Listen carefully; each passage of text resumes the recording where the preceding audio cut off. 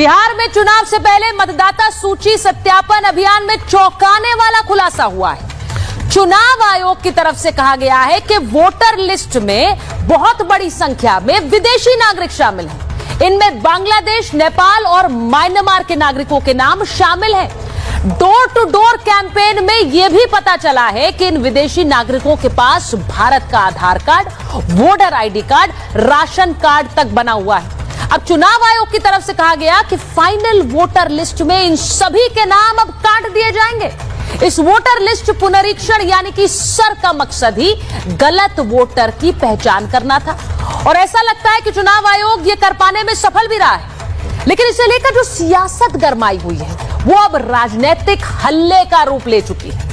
राजद नेता तेजस्वी यादव से जब पूछा गया कि चुनाव आयोग के सूत्र विदेशी नागरिकों के वोटर लिस्ट में शामिल होने की बात बताते हैं तो उन्होंने जिस शब्द का इस्तेमाल किया उस पर बीजेपी हमलावर है।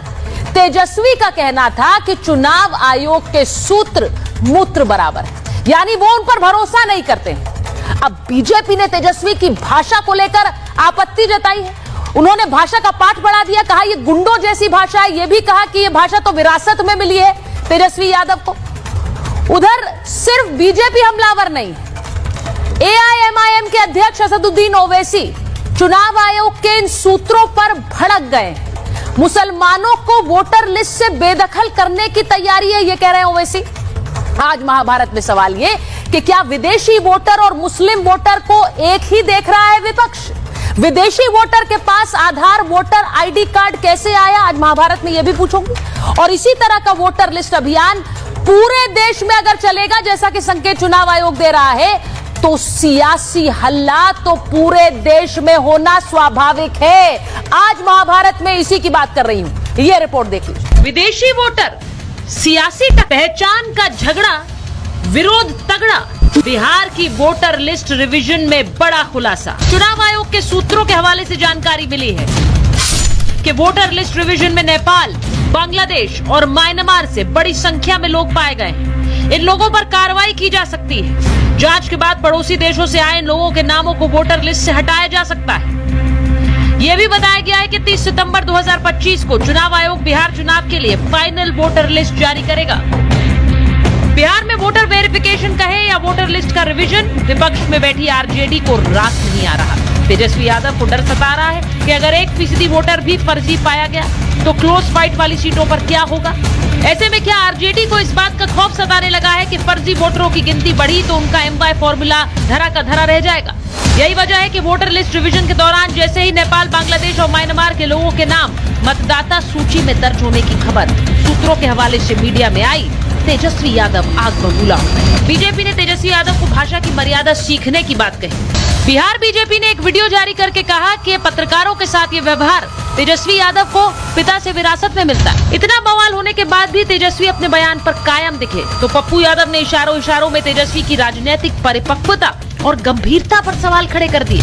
ऐसा लगता है बिहार में लगी सियासी आग की लपटें पूरे देश में फैलने वाली हैं, क्योंकि चुनाव आयोग बिहार के साथ साथ अब पूरे देश में विशेष गहन पुनरीक्षण शुरू करने का ऐलान कर चुका है, जिस पर अब खुलकर राजनीति हो रही है। वोटर लिस्ट रिवीजन को लेकर हो रहा बवाल थमने का नाम नहीं ले रहा। एक तरफ बड़े खुलासे होने के दावे हो रहे हैं तो वहीं इसमें एआईएमआईएम चीफ असदुद्दीन ओवैसी को बैकडोर से एनआरसी लाने की आहट सुनाई देने लगी है। आज महाभारत में सवाल ये कि जो विपक्ष वोटर कार्ड और आधार को जोड़ने के खिलाफ पहले आवाज उठा रहा था उसे आज इसी के इस अभियान पर क्यों नाराजगी है। सवाल ये भी कि क्या इस पूरे अभियान में विपक्ष को वोट बैंक कटने का डर सता रहा है। विपक्ष के इन आरोपों में कितना दम है कि यह अभियान बैकडोर से एनआरसी लेकर आएगा। क्या बिहार के साथ साथ आने वाले दिनों में पूरे देश में ये सबसे बड़ा चुनावी मुद्दा बनेगा। आज महाभारत इसी पर। मेरे साथ बीजेपी की राष्ट्रीय प्रवक्ता शाजिया इल्मी जी जुड़ रही हैं। हमारे साथ धीरेन्द्र कुमार मुन्ना जी हैं, एलजेपीआर के प्रवक्ता हैं। आप देख रहे हैं स्क्रीन पर। वरिष्ठ पत्रकार अनंत विजय जी हमारे साथ जुड़ रहे हैं। आरजेडी की प्रवक्ता रविशंकर रवि जी हमारे साथ जुड़ रहे हैं। अजय वर्मा जी कांग्रेस के नेता हैं और शोएब जमाई साहब एमआईएम के प्रवक्ता हैं, जुड़ रहे हैं हमारे साथ। बहुत बहुत स्वागत आप सभी का। मैं शुरुआत सबसे पहले इसी बात से करना चाहती हूं कि ये वोटर लिस्ट को लेकर जिस तरह से अब ये हल्ला मचा है और तेजस्वी यादव कह रहे हैं ये सूत्र नहीं है, ये मूत्र है, इस भाषा को लेकर बहुत सारी आपत्ति हुई है। मुझे लगता है वोटर लिस्ट पे डिस्कशन होना चाहिए सबसे पहले, इस भाषा को लेकर भी डिस्कशन होना चाहिए। लेकिन मैं रवि जी आपके पास पहले आ रही हूं, रविशंकर रवि जी जरा बताइए, रविशंकर जी अगर आप मुझे सुन पा रहे हैं, ये वोटर लिस्ट में अगर विदेशी नागरिकों के नाम शामिल थे, अगर उसमें म्यांमार बांग्लादेश के लोग शामिल हैं, तो क्या ये चिंता का विषय नहीं है? और पत्रकारिता में सर हमेशा से सूत्र हावी रहते हैं। देखिए, ये तो कोई भी इसके फेवर में नहीं है कि कोई भी घुसपैठिया यहां आके वोट करे, लेकिन ये देखना होगा कि ये जो SIR जिस तरह से किया जा रहा है उसमें क्या हमारे वैध मतदाता भी कटेंगे या उन पे कटने का खतरा है। सर्वोच्च न्यायालय के ऑब्जर्वेशंस में ये बातें साफ निकल के आई हैं। एक जज ने तो यहां तक कहा कि 11 दस्तावेज की जो सूची नोटिफिकेशन में है चुनाव आयोग के, उसमें से एक भी उनके पास भी नहीं है उन 11 में से। तो ये एक गंभीर विषय है। तो जो कम पढ़े लिखे या अशिक्षित या मजदूर, प्रवासी मजदूर जिनके पास किसी तरह का दस्तावेज नहीं है और वो बिहार में ही पैदा हुए हैं, उनके बाप दादा बिहार में ही पैदा हुए हैं, उन पे जो ये खतरा मंडरा रहा है, ये किस तरह की प्रक्रिया है। जस्टिस धुलिया ने तो यहां तक कहा कि अगर एक भी वैध मतदाता का हक छीना जाता है तो वो लेवल प्लेइंग फील्ड नहीं होगा।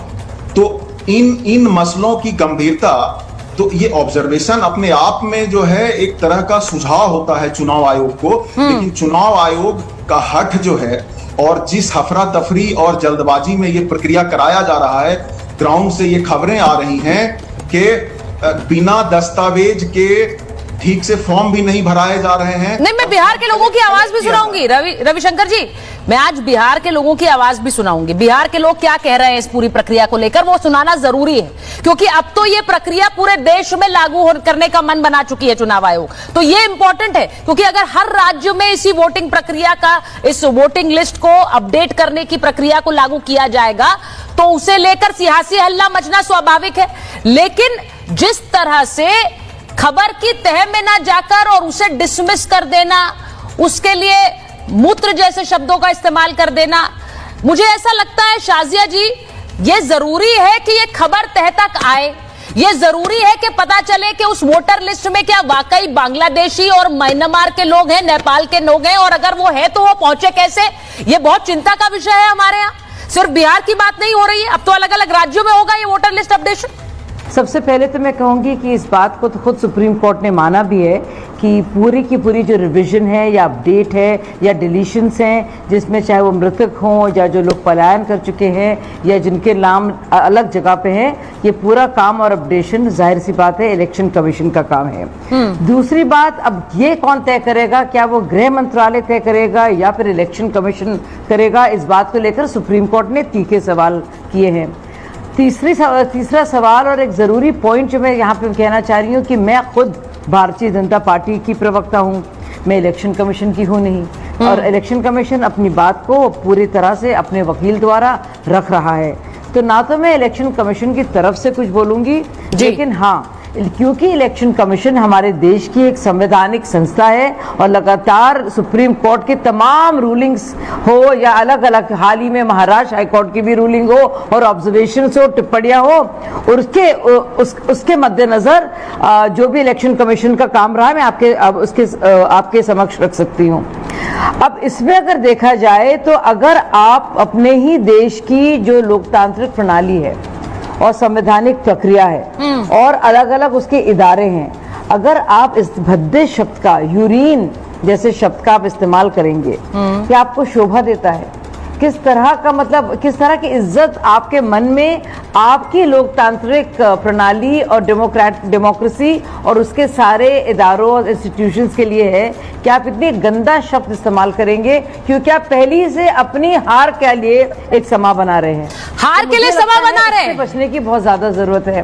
देखिए शाजिया जी क्या कह रही है, आपको लग रहा है हार का आप समय बना रहे हैं, आपको लग रहा है वो हार आपके सामने निश्चित है। और दूसरी चीज वो ये कह रही है, चुनाव आयोग और उनके सूत्र के लिए इस तरह की भाषा का इस्तेमाल करना, ये भाषा उस व्यक्ति को जो कि राज्य का एक डिप्टी सीएम रह चुका है, ये भाषा शोभा नहीं देती है। रविशंकर जी, उस पर कुछ बोलना चाहेंगे? बिल्कुल। या आपको लग रहा है ठीक बोला? अगर सूत्र को मूत्र बताया तो क्या हो गया? उससे, उस पूरे वक्तव्य से एक शब्द को उठाया जा रहा है और जिसके इर्द गिर्द ये डिबेट घूम रहा है। सवाल तो ये भी उठता है कि कभी प्रधानमंत्री ने जिन भाषाओं का इस्तेमाल किया है उसका भी चर्चा होता है। कौन सी भाषा? मैं ये कहना चाहता हूं कि तेजस्वी जी ने ये कहा है, इस्तेमाल किया है प्रधानमंत्री ने, कौन सी भाषा का इस्तेमाल? प्रधानमंत्री जी ने बहुत बारी गलत भाषाओं का इस्तेमाल किया है। कौन सी भाषा गलत बोली है, बताइए ना। ममता जी के बारे में क्या बोला था? क्या ममता जी के बारे में क्या बोला था? क्या बोला था बताइए ना, बताइए। ये अगर गलत भाषा है तो गलत है भाई, कोई भी बोले, बोलना पड़ेगा ना। बताइए कौन सी गलत भाषा का इस्तेमाल किया है? आप याद कर लेना। नहीं, मुझे याद नहीं करना है। मुझे लगता है यहाँ बात होनी चाहिए, पारदर्शी डिबेट होनी चाहिए। कौन सी गलत भाषा का इस्तेमाल किया प्रधानमंत्री? ममता जी के बारे में, सोनिया जी के बारे में, 51 और कितने करोड़ की गर्लफ्रेंड, ये सब किसकी भाषा है? ये सोनिया जी के बारे में बता दूं कि नहीं, एक मिनट रविशंकर जी, देखिए मैं तो यहाँ कंफ्यूज हैं। मैं यहाँ खरी बोलती हूँ। आप पहले बयान लेकर आइए। आप जो बयान है ना मिला रहे हैं, पहली बात। दूसरी बात बयान लेकर आइए, उस पर मैं चर्चा करूंगी। इसको मिक्स मत करिए। प्रधानमंत्री का कौन सा बयान है पहले याद कर आइए। दूसरी बात, मैंने आपसे पूछा पत्रकारिता के सूत्रों को मूत्र बताना, यह भाषा मैं नहीं कह रही हूं कि इससे जो बड़ा लार्जर इशू है वो दब जाएगा। इससे बड़ा है इशू, मैं बिल्कुल सही है, आप बिल्कुल सही कह रहे हैं। लेकिन इस तरह की भाषा का इस्तेमाल करने से एक संदेश जाता है। बिहार बीजेपी ने क्या किया है? अब उन्होंने क्या किया है, मैं जाऊं धीरेन्द्र जी के पास, उससे पहले अनंत विजय जी, उन्होंने एक वीडियो पुराना लालू यादव जी का निकाल दिया। एक सेकंड, आ रही हूं।